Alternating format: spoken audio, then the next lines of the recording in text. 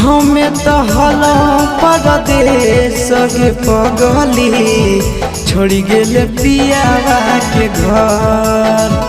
हमें तो हलो परदेश के पगली छोड़ गेले पियावा के घर।